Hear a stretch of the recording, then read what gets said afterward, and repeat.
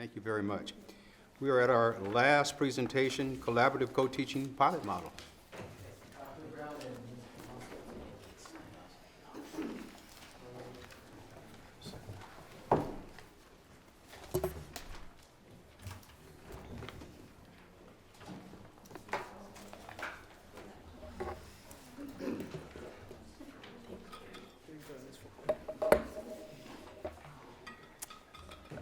Well, good afternoon. We're the very last one, and we're the only ones left. But it's a pleasure.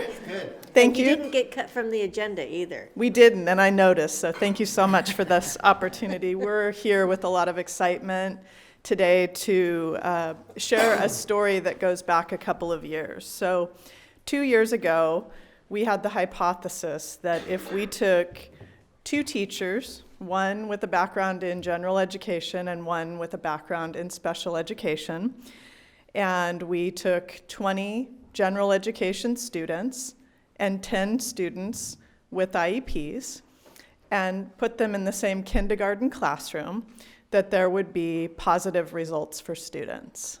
And I'm proud to stand in front of you and say that 2 years later, and specifically 4 months into this pilot, that good idea was in fact a good idea.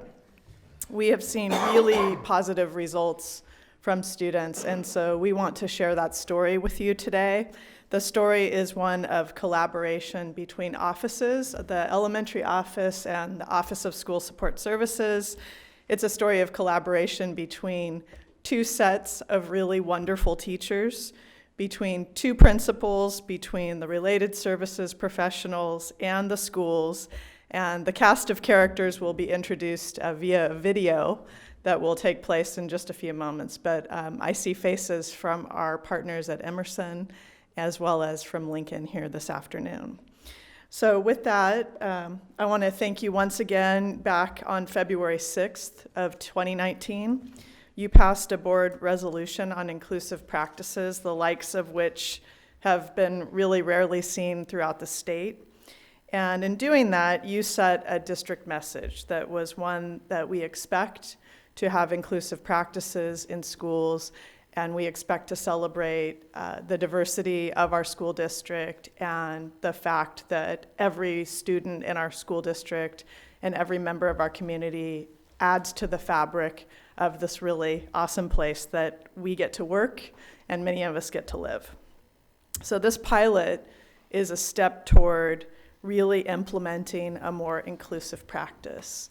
And as kind of a cousin to the resolution that you passed, we developed our inclusive vision in the district. And so I actually was wondering, would one of you be willing to read this?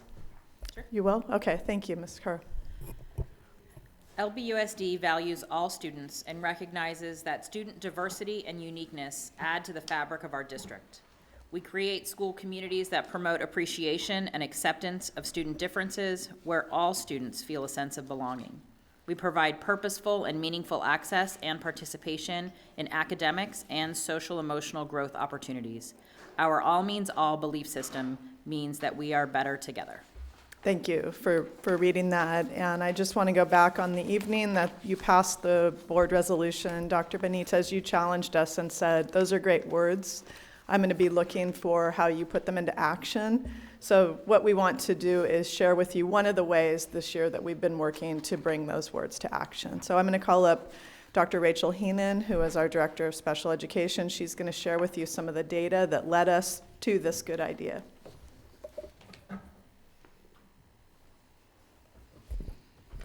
Good afternoon. Thank you for having me. I'm truly grateful for this opportunity to share with you an amazing inclusion opportunity for all students. But before we get into the program part of it, I think it's important that you understand a little bit about the data of who our students are, but mostly where they're being served. So if you look at your first slide, our district serves over 10,000 students with special needs. Let me say that again. We serve over 10,414 students with disabilities. That number is, is in comparison. We can compare that to many of our small school districts throughout the state. So when I attend SELPA meetings up and down the state, they are in awe of the number of students we serve and the innovative programs that we have. So if you look at this pie chart, we took data from our last CDE submission, and they were looking specifically at where our students were served. If you look at the blue portion of the pie chart, those are students who are receiving their services in general education, but may be receiving RSP teacher support. So what that looks like is some of the students may be pulled out for a portion of the day, for one period, or some of the students are receiving that support in their general ed classroom. Our next largest portion is our students who we consider to have mild to moderate disabilities, and there are approximately 23% of our students, over 2,400 students, who are being served in what we call a mild to moderate special day class, served by a special education teacher. And primarily, the curriculum is the same curriculum with modifications to the curriculum itself. The next largest portion is our related services, and again, those are primarily our students who are in general education, but the majority of those students might be receiving speech and language only. And our last two portions of students on the pie chart are less than 10% of our students are being served in a moderate to severe classroom, and those are our most significant challenged students, as well as 10% of our students are being served in an ED classroom, our ACT program, or our specialized healthcare. So that's pretty much where our students are being served in the district as of June. When we looked at that data, we were looking specifically at our students who are in the MM classrooms, and we were trying to get a sense of who these students are and how are they doing. So we pulled two sets of data. We looked at individual data of students, and we looked at every single IEP goal of each student, and we looked at programmatic data. So the first set of data we looked at was what percentage of goals are these students achieving who are in MM. We looked at thousands of goals, and unfortunately, the students were only achieving 49% of their goals. So Dr. Benitez, I thought about you as I was driving in a few days ago saying, he's gonna say, why? Why is that? And we can hypothesize that, but we'll have to do that for another day. Give me the data point again, then, Dr. Benitez. For me, we need to raise the bar. 49, you said, right? 49% are meeting their goals. Then we look at the programmatic data next to it, and our job is to, we can say the word redesignate these students who are in special day classes into gen ed to their least restrictive environment. That's what the LRE is. So when we were looking at that data, we pulled data from last October to this October, and we have only taken approximately 5% of students out of MM and push them into gen ed. That's not a very big number, considering we moved in or had new students come, about 130 new students come into our MM programs. So that was either students who were in RSP who moved to a more restrictive environment, or that was students who came through our Buffum Preschool Assessment Center who now are in our MM catchment area. So looking at both sets of that data, there was an obvious need that we need to do something different. This was just one snapshot from last year, but if you look back at least 3 to 5 years, the data is very similar. So after we looked at the data, Dr. Brown and I wanted to see let's get down to the student level. Who exactly is in these classrooms? We looked at the data. Now we want to see the students. We want to see the teachers. We want to see what they're teaching. Why aren't they meeting their goals? And so we walked approximately 50 MM classrooms, Dr. Brown and I. And what we concluded just on this anecdotal data is that the students were receiving very similar instruction, very similar curriculum, but they're doing it separate from their typical peers. And we weren't sure why. We were looking at grade level content being put in front of students, them being able to answer high level questions regarding the curriculum. And so it just left a big question to us on why this group of students, not every child, but why a good portion of students was receiving instruction in an MM setting, and can and how are we going to do things differently. So again, it brought us back to the research. I think it's very clear that when you when you do things differently, when you look at different models of instruction for students with disabilities, one of the most successful models is a collaborative co-teach model. So here you have a content expert being your gen ed teacher, and then you have your special ed teacher who is the expert in modifying, making lessons accessible to all students, even those who might not have an IEP but might need to learn differently. So the research is clear on that. The research also supports, and one of the questions we get from parents a lot is, how is this going to affect my student who is in general education? And the research, there's lots of research supports both the academic and social benefit of our typical peers who were also in these co-taught classrooms. So the research was there, we just needed to put it in action, and we started this program this year in 2 of our preschool sites, as well as 2 of our kindergarten programs. And the last thing that Dr. Brown mentioned was our collaboration with the NEST program out of New York University. They have an inclusive model which is primarily targeted towards our students with autism, where they include students across their whole state with a collaborative co-teach model. So we took some of their best practices, but we wanted to do it the Long Beach way and include all students and not just students with autism.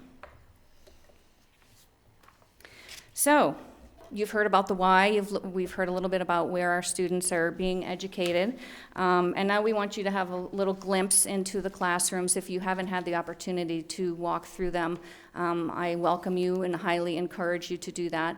But in the meantime, we've prepared a video for you.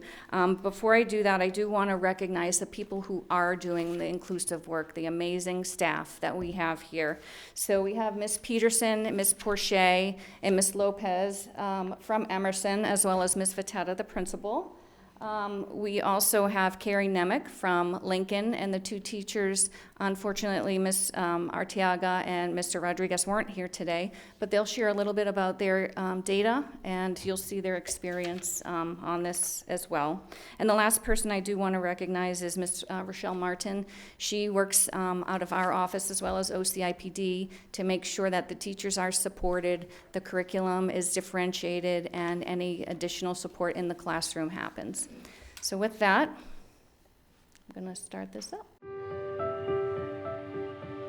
Collaborative co-teaching is a model where students who were previously determined to be MM students are placed in a regular general education class. At Lincoln, we have 8 students who have that designation, and now they are working with their RSP teacher in the class full-time and with their regular education teacher, so they co-teach.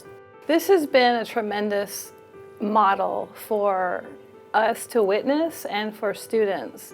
So now that Q1 is over, we have some data, and what we're noticing with our students is that for Ms. Arteaga and Mr. Rodriguez's class, they have the highest foundational skills scores for the FIRSA and print concepts. They're at 87%, and the district average is 53%. So in that particular area, they're doing very well. And then the other 2 areas, phonics and word recognition and phonemic awareness, they'll be tested on in January. But so far the data is super promising. In math, 6 of the 8 children, so 75% of the students that were sent to us, are scoring 80% or higher on their Math Unit 1 and Unit 2 tests. So this model is allowing students to be part of a general education class, and the expectation is that they're going to perform as a student in a general education class. And so they're rising to those challenges, and they're doing a great job. Parents are really liking this class. They're seeing their students do more, their children do more than they've ever done before. It's not just about academics, it's about how are kids taking care of themselves, how are kids relating to other people, and how are they being in their lives, and really their quality of life is higher. Parents are thrilled. I pretty much teach the same way. My expectations have always been high, and they're still high. The students that are coming in with the mild, moderate, and the IEPs are still held to the highest standards and highest expectations, of course with the modifications or accommodations that come in their IEPs. But for the most part, you can't really tell which students are identified or gen ed. The mild, moderate students are scoring up there with the gen ed students, and some of them even surpassing the gen ed students. And not only the scores, because I know that that's important, but also how the children, how our little ones feel. We want them to feel like they really welcome in the classroom, that they really can be there, and they can really be open, and and they can feel the love. Just not just between them, but also with the teacher. So you really get to know the teacher and the student. The communication, I feel like, is very important for us both to have, so that way if there is something that we see that is not working, the planning too, and both of us really giving our feedback, like if I do a lesson or he does a lesson, kind of, how do you think it went and how can we improve it? So I feel like if you have the right person, and you can work with the person, I feel like that will really benefit the classroom and the students. I'll just say that my teachers have been absolutely amazing. It's really hard to take two classroom teachers and put them together in one classroom.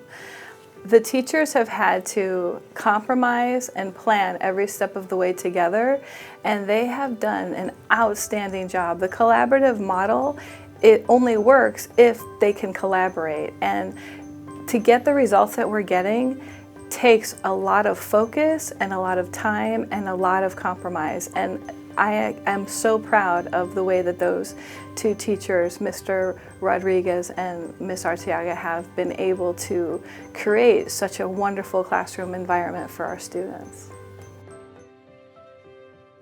When we look at a collaborative co-taught classroom, it is one model that can support an inclusive school.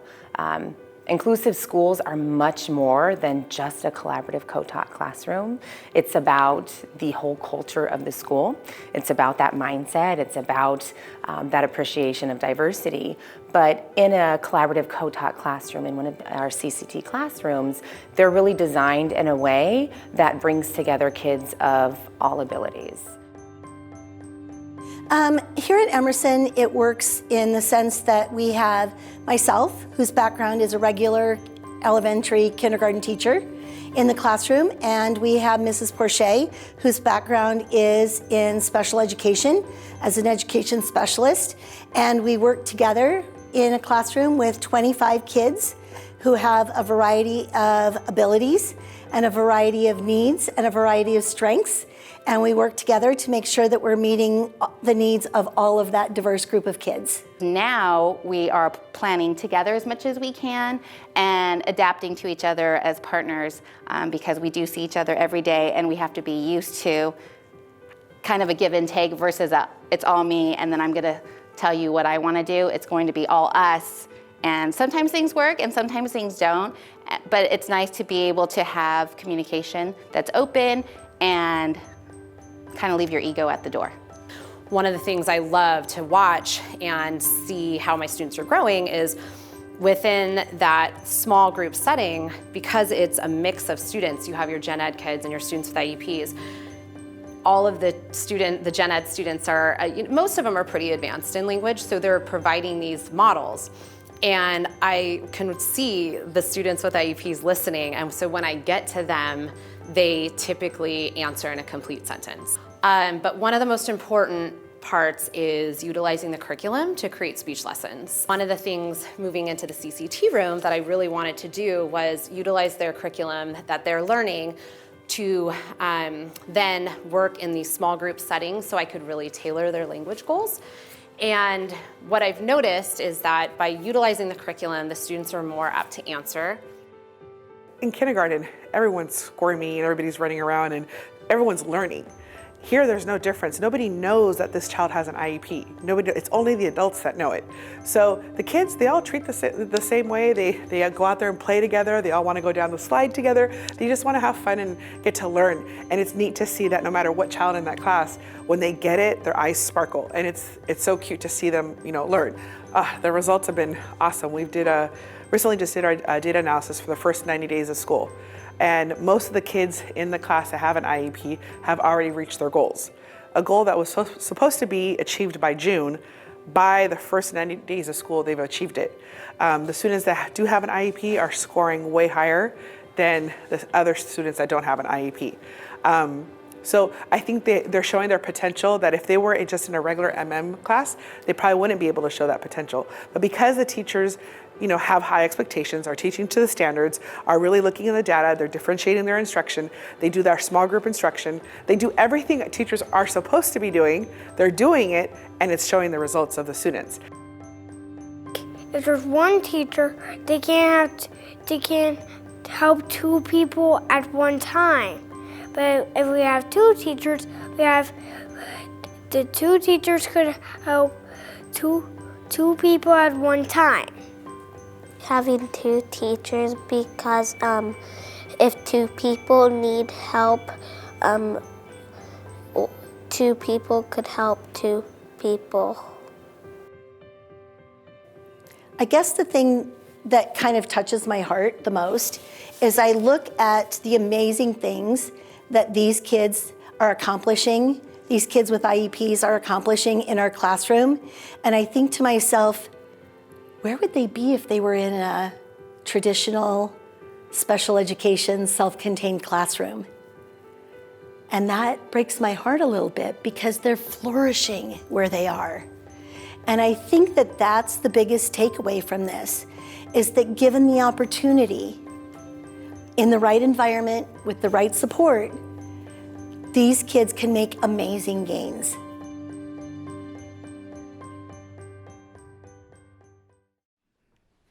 Well, good afternoon, board, executive staff. Chris, nice to be with you. We're in the presence of some pretty amazing people here. I'm Rochelle Martin. I'm the special education curriculum leader, and I've had the privilege of being part of the development of the collaborative co-taught programs. I've joked a little bit that I've been able to watch this a few times, so I desensitized myself so that I wouldn't cry in front of y'all. But it's hard when I see these amazing people here who are just doing such exciting and important work for our kids. After I watch that and after I leave their classrooms, I just think about we're really changing the trajectory of many kids' lives, and it's pretty exciting work.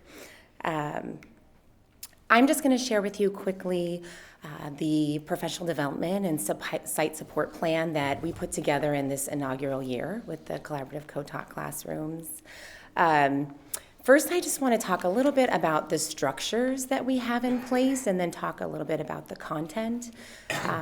When we look at the structure of the professional development that we put together, we really had two things in mind. One of them being that it would be a comprehensive plan, really thinking about who are all of the people, who are all of the stakeholders involved that would really have questions as we move forward, who really would need support and collaboration along that process, as well as thinking about flexibility, right? Knowing that all of our schools have different communities, have different students, have different families, have different staff, and that we would need to be flexible in the way that we were delivering professional development and supporting the growth of their programs. So we looked at what are the teachers going to need? What will the administrators need?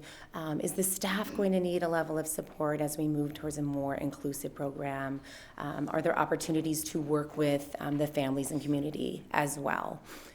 So within this year, we started with some release time for the collaborative co-teachers before the school year started, bringing them together.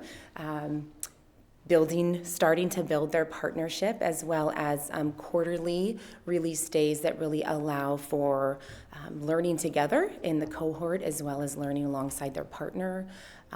One of the things that we know from research with other co-taught classrooms, that one of the factors that can really support this working well is that they have common time to plan together, so embedding into their release time opportunities to collaboratively plan for instruction. We also have monthly site visitations where we can provide collaboration and consult in the classroom. So I go into the classroom, the teachers have an area of focus, which might be differentiation or executive functioning or positive behavior intervention support or curriculum adaptations, anything that they as a partnership are really refining. So going in, having some time in the classroom, seeing it in action with kids, and then having an opportunity to debrief and kind of problem solve and brainstorm with them. Additionally, being available to the administrators, having feedback opportunities, times to check in, see what's going well, seeing what additional support they need. Sometimes that results in coming and presenting with their staff, coming to a staff meeting, working with them on some of the questions that they might have about the program, or just in general, understanding special education and accessibility, as well as we've had the opportunity to work with some parent groups and understanding the benefits of inclusion for all kids. Really looking at how that aligns to what we want for all kids, looking at our graduate profile.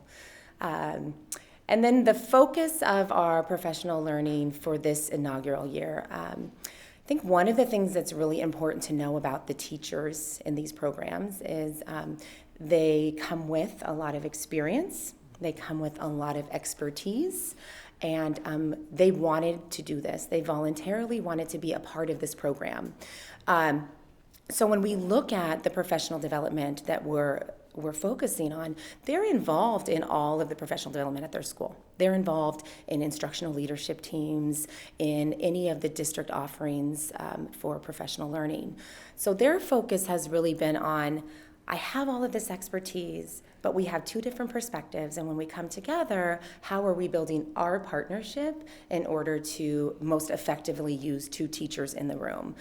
So the emphasis this year has really been on understanding the co-teaching approaches, which is a thing. There are approaches to co-teaching, and knowing how to be flexible with those, and knowing when is the best time to use the different approaches to really maximize their learning time with kids. And a lot of the opportunities this year are embedding learning from one another. You know, we often say the answer's in the room. And they are really sharing what they are learning as they're going through developing their partnerships, so learning across the teachers, as well as being really reflective. They don't all need the same thing, so allowing time for them to look at what are their goals with their co-teaching partnership, and then offering what is the support that they need, what are the tools that they need in order to do that.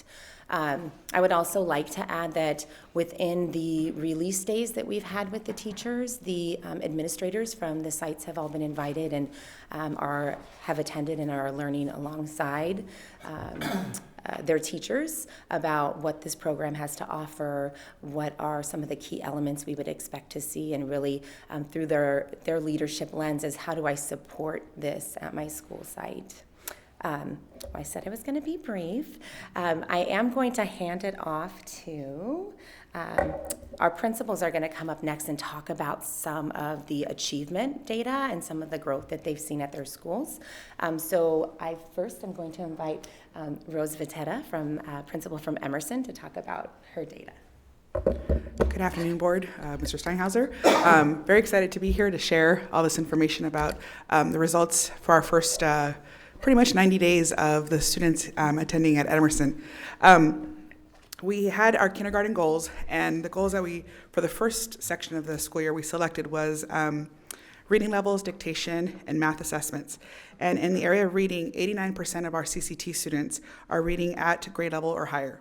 In the area of the first set dictation, about 50% of the students are working at grade level, and in math, almost 80% of the students are doing assessments and doing their work in math at 80%. The exciting thing is that most of the students have reached their IEP goals that we would be looking probably in June. A lot of them have already reached them now. So it's really exciting to see the students just soaking in all the information and then being able to apply that knowledge in all their work and then showing off in their when it's time to show off, and they do it. And it's nice to, when you go into the classroom and they come and they share what they're learning, or when I see them at recess, they themselves are giving me their own data report. So it's really, and not just them, the whole class, all the kindergartners love to share that. But overall, I mean, it's awesome to see. I mean, if you could see on the graph, we have 9 collaborative co-teaching students, and 8 of them are already reading at grade level or above grade level. And I think that if they would have been in a regular MM class, that probably wouldn't be happening, if anything, either now or in the near future. So that's really exciting to see that our students are really soaring, and I really can't wait to see what's going to happen come June and see where they end up, going off to first grade. So thank you. And our next up is Carrie Nemick, principal over at Lincoln.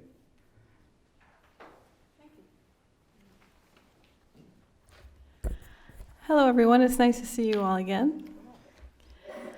Well, I shared about the data on the video, so what I'll do is just tell you the story behind it. Every piece of data has a story to make it a little more meaningful for all of you. One of the things to know about Lincoln kids is when they come to kinder, we test the kids. We have an orientation and everybody comes. They're really excited. And we test students, and a little over half of our kids don't know the letters yet, and they cannot recognize the letters in their name. And this is really important information because when you look at the data that, especially for the print concepts, if you're not familiar, that's basically letter knowledge. So when you look at the data, you can see that 87% of our students in that class already recognize now, they know their letters and they know their sounds.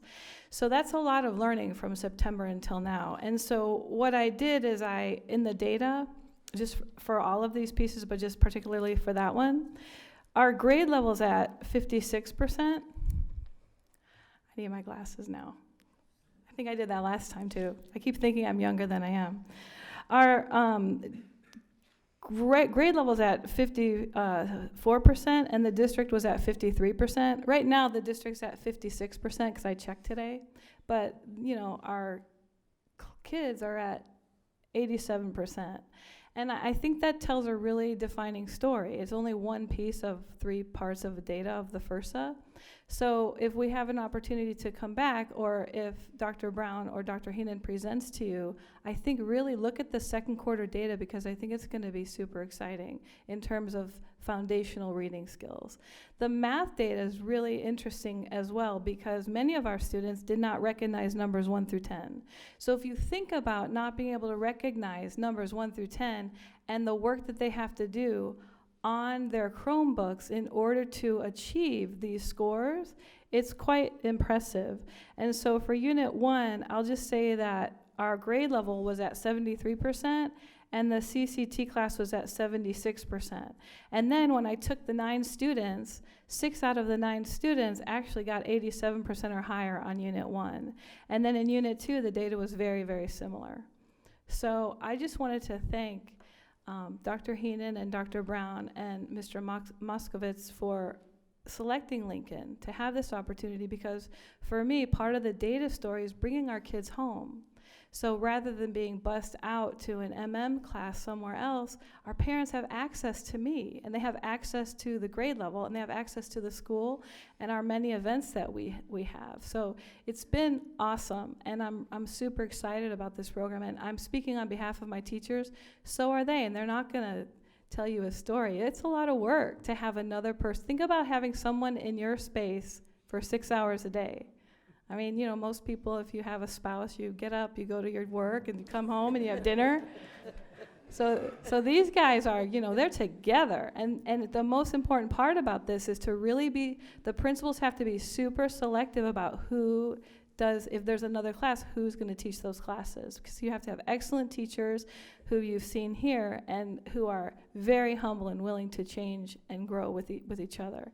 And the last thing I'd like to share is that, as the end of our story for right now, is that when I introduced this idea to my teachers, I didn't tell my whole school at once. I just sat down with my kinder team. And at that time, we had 6 kinder teachers and one ETK and 1 TK teacher.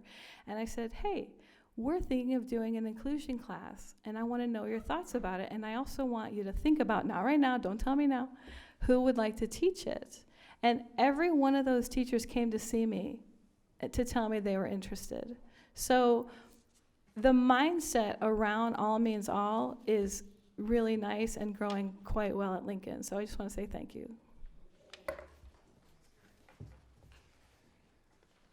I'll let you be the judge if my voice is getting better, but I can tell it's not.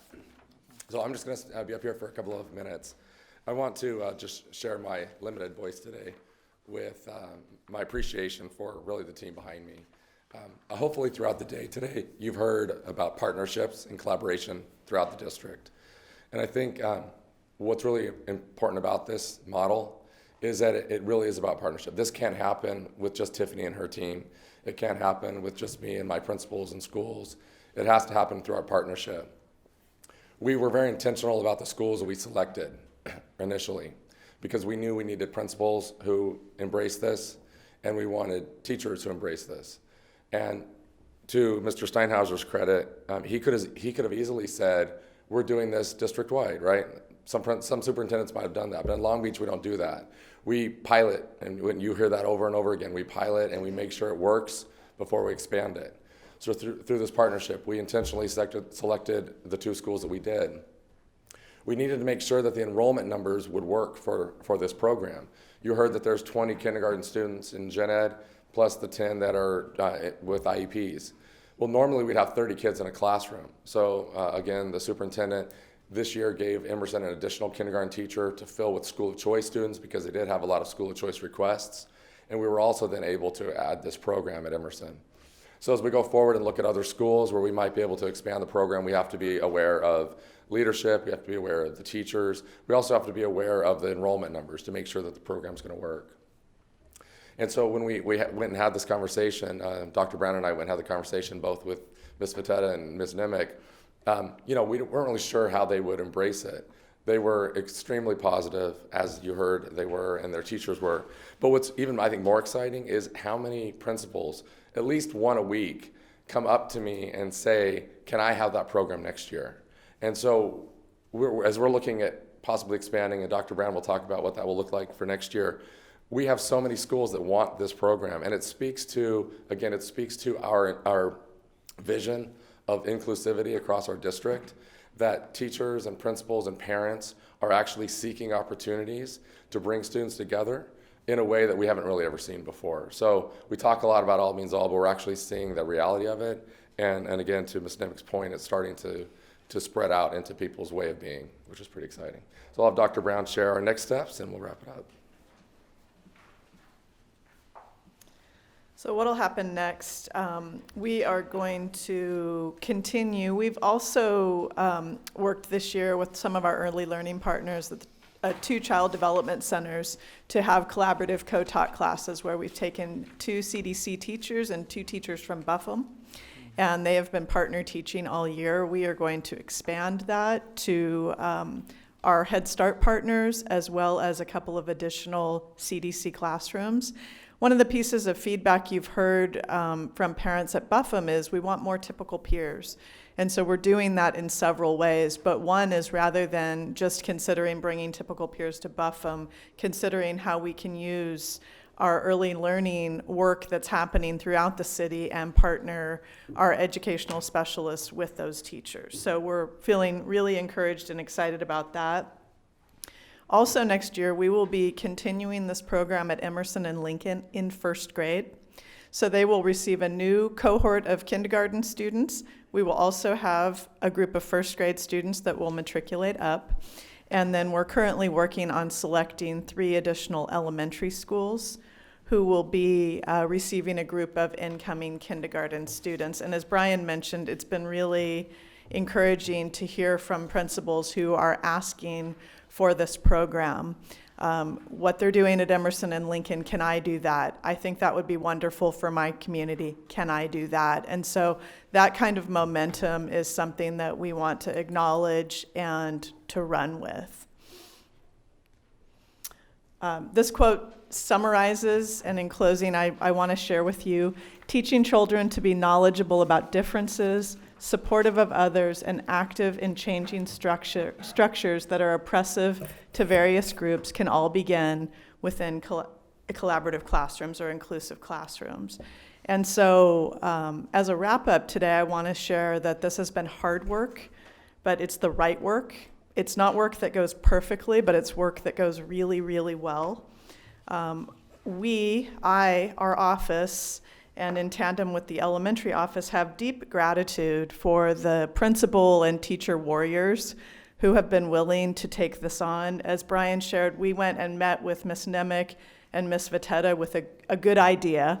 And once they realized they weren't leaving their schools, because that was the first question they asked, am I leaving? Okay, now that I'm staying, I'm on board for the new program. But they were really willing to take it on. They were really willing to talk with their teachers. The 4 teachers that you've heard highlighted here, Ms. Artiaga, Mr. Rodriguez, Ms. Peterson, and Ms. Porche, I did a little fact finding. They have over 80 years of teaching experience amongst them. And so it would have been really easy for them to say, we're just fine. We know what we're doing, and we like what we're doing. But they were, from the beginning, really willing to stretch out into this idea because they recognize that we are better together, and they recognize that this work will help children receive results that we have not seen anywhere else. So I just am deeply grateful. Thank you for your support of the work. And Mr. Steinhauser has been pushing this charge going back maybe even before 2 years. So we're extremely appreciative, and we welcome any comments or questions that you have. Before we ask for comments, I just want to say first a couple things. One is to thank the staffs for your commitment and willingness to be a trailblazer, and to Brian and to Tiffany. You guys don't know it, but they have to meet with me, and it's not always fun meeting with Mr. Steinhauser.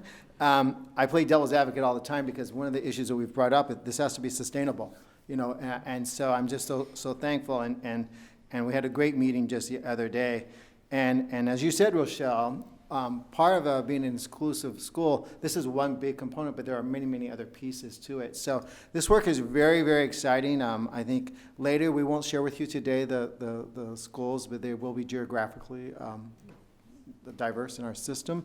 But this work is groundbreaking. We're already getting calls from other districts to come to see this. I can't wait I'm a data guy, so I can't wait to Q2 and so on, but I just can't thank the people enough. Throughout the day, you've heard this theme about partnerships, going slow to go fast, taking risk from at the adult level all the way down to the child level. So again, it's a perfect way to end a long, productive day because it's very high. So thank you. So. Yeah, I think, wow, what a great way to end our day. So part of the other thing that's come up a few times today is challenging stigmas. And I think developing new narratives and counter narratives does exactly that. So just kudos to all of you. So for me, this is a priority. And as Dr. Brown mentioned, I did say, resolution with words is words, right? So one way to uphold the commitment that we made with the resolution is precisely what the superintendent just alluded to, that it takes funding and resources to do this work, and it takes volition of making it a priority amongst many priorities, right? So I think it would be helpful, Mr. Superintendent, based on some of the things, Rochelle, that you shared, professional development, like what else is necessary, right? Some buyout time for the summer for us to get a sense of what are the funding and resources that we need to sustain this, continue the pilot, obviously, but that this become just a regular part of our, who we are. What are they called? normal operating procedures, so to speak, right? So I think there's that level of it for me. And again, I think this is and should continue to be one of our top priorities, and making sure that you all have the resources that you need to make this happen, right? So that we don't just let the resolution stay there with some words that then we say, oh, we couldn't do this or we couldn't do that. Let's see what we can do. I think second for me is I'm very curious after, let's say this academic year, because much of our work with our emerging bilinguals depends on these evidence-based best practices. How then that conversation around our emerging bilinguals in the context of these neighborhoods and these schools also counters this narrative. And I love the point that Principal Nemec made about busing. Having kids bus to other schools, we don't want that, right? And again, issues around stigma. Who are those kids getting bused? The neighborhood pride in being able to go to your neighborhood school, again, raises just the esprit de corps of staff and faculty, raises the profile of that school, gives a sense of pride and joy. But there's also very pragmatic logistical issues that don't have to get worked around when you can go to your neighborhood school when we have best practices like that. So I also want to highlight that it's not just, and I'm not saying that anyone here is saying that, but it's not just about all means all for our special education. It's really that we can take these best practices and apply them to other vulnerable populations, high need students, not just ELs, but all of our students that for many reasons come to school with many challenges, right? But by the same token, they're assets within these collaborative settings, right? So thank you for that, and thank you because it helps to sort of reframe my own thinking around how what approaches we're using to other challenges and issues that we have in the district. So thank you. I think it's very impressive that we are seeing gains in only the first 90 days. To me, that really stood out as being, something to really celebrate, and something that shows us that this program is really working and viable and successful. And when I think of the all means all, it's not just for certain subgroups, but it's for all the students because everybody benefits. Right. It's not just the kids in the classroom with the IEPs, but it's the gen ed kids too that are benefiting. So to me, that's what all means all is. It's all inclusive. Yep. I've been in this district going on 16 years, and I'm completely mystified each and every time that I hear these innovative stories talking about the things that our district is tackling. But the risks that we take and the results that we're getting as a result of those risks is always an amazing thing to me as I go out and talk about Long Beach Unified School District. I think to the point that people are tired of hearing about all the good things that are going on in Long Beach Unified School District. So just keep up the good work, and thank you all very much for a very powerful presentation. Gotta get that 49% up though, and the 5% MM to Gen Ed transition too. Amen. Right. I just wanted to thank the staff and families for taking the leap. So the leadership, obviously, for creating the opportunity, but for saying yes to something that you didn't know where it was going to end up. And so it's in this place after 90 days. I'm thrilled to see what it looks like in June. Would love the opportunity to hear from some of the families at some point in some kind of gathering or way to see what that looks like. But I do want to credit our parent community for their partnership over the last 4, 5, 6 years and their persistence with us to innovate and to do better. Because they know their kids can do this. So seeing those numbers and hearing those stories, that's what they've been telling us.